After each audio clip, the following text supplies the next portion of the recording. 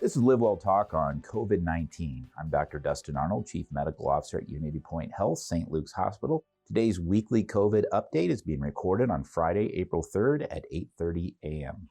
April is the cruelest month, is what T.S. Eliot wrote in his poem In the Wasteland. And I think that may prove to be true this year in regards to COVID. We will see the peak probably towards the end of the month of April 24th. That coming surge, with greatest degree of confidence, we will be prepared. We are prepared. We have the capacity, we have the competency, and we do have the courage to handle that. I've been very pleased with the contingencies we've made, and I'm very confident that we will be able to handle the surge of patients when they come. I've learned one thing in leadership, and I want the staff and physicians to know that I've come to appreciate that sometimes the hospital leadership may delay a decision or perhaps not have the definitive answer at a given time. And as a physician, that's frustrating because you want definitive answers. You make a decision and you adjust it. But hospital leadership, they want to be sure that they have the definitive answer because they don't want to promise something and then have to take it away because it wasn't the correct answer. So I do ask for some patience from everyone with some of the decisions that are made because this is a novel event and people want to make the right one. So sometimes decisions aren't as quick as physicians and nurses are used to, but we need to understand that we want to make the right one when it comes to policies and procedures. I also want to acknowledge the support of the community. It has been absolutely overwhelming. My wife Tanya works in the St. Luke's Healthcare Foundation that's handling these donations and phone calls, and the phone is literally ringing constantly with people willing to help and showing appreciation for the hospital and its structure and function that it plays for the community.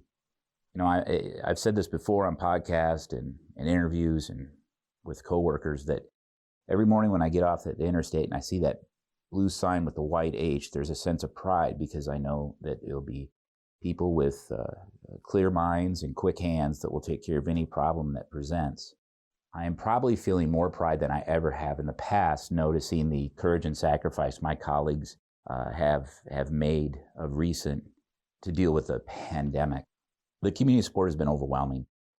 Last count, and it continues to climb, 13,000 homemade masks were provided. Now about masks, that has been controversial at times. We have a shortage of personal protective equipment. PPE is the common acronym. I want to assure that although we have shortages, we have developed contingencies and are able to protect physicians, nurses, patients, and associates as warranted. And I'm confident that we will, again, not have a deficit of personal protective equipment that would jeopardize patient or staff's health and well-being. I know we all have some anxiety and fear, and that's natural, but always remember that no matter how much anxiety and fear you have, they will not affect the events that are about to unfold. So direct that anxiety and fear into a calm and competent composure and await what events will unfold in the future with recognition that preparation has been completed. In regards to that preparation, there's a dedicated intubation squad in place at both hospitals. These are professionals, anesthesia and anesthesia nurses that have volunteered to do the high-risk procedure of intubating patients or placing a tube into their lungs so they can receive artificial ventilation or mechanical ventilation. This group of volunteers is available 24/7 with a first and second line team present to be at the bedside when needed. Our critical care capacity as of this morning is what I describe as level green, meaning a go. We have plenty of capacity. Blood supply, also green. Although we may be calling on people to donate plasma at some juncture, if we do move forward with passive immunity with patients that have, or people that have had coronavirus and then subsequently recovered, they can donate antibodies to people that are ill. Passive immunity works. It's worked for other diseases. It led to the vaccine for smallpox, which was eradicated in mid-1970s. And It doesn't confer lifetime immunity, but it does help treat the patient that may be ill and in need of it. In regards to masks being worn by community members as they're out and about, this is not harmful.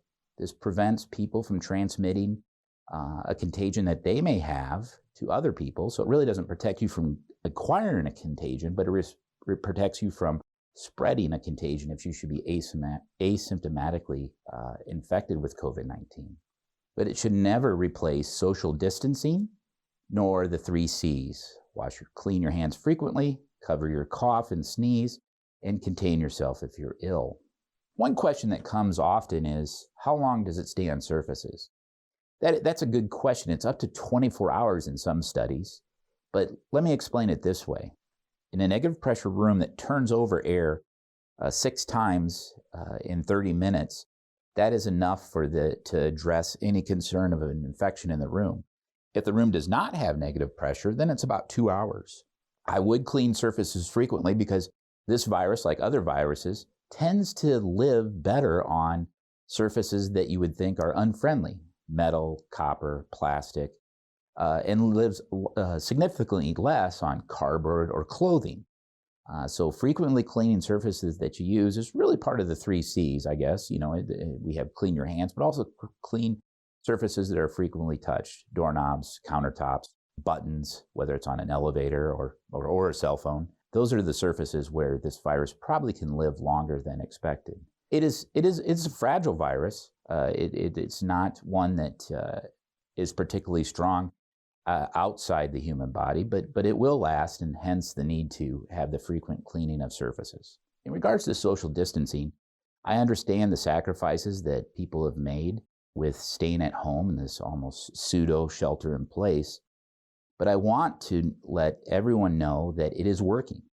And how do I know that? The influenza testing, which it actually accelerated or escalated in recent weeks as we try to determine the differential diagnosis with someone with a respiratory illness, actually has precipitously dropped, disproportionate what you would expect for just simply closure of the seasonal flu. So what this means is that with social distancing and the measures that we're taking to prevent the surge of COVID being to the point that the hospital cannot handle the capacity, it is working. Influenza has dropped precipitously, dramatically. And that is reassuring that we need to continue with what we're doing because it is working. It is influencing the curve. And I say that unequivocally. In the weeks to come, our mettle and resolve will be tested. However, if we maintain the discipline of social distancing, practicing the 3 C's, work as a team, as we often do, we will overcome this challenge and be stronger for it. For the most up-to-date information on COVID-19, visit our website at unitypoint.org or the Centers for Disease Control and Prevention website at cdc.gov. If you have a topic you'd like to suggest for our Talk On podcast, shoot us an email at stlukescr@unitypoint.org. We encourage you to tell your family, friends, neighbors, strangers about our podcast. Until next time, be well.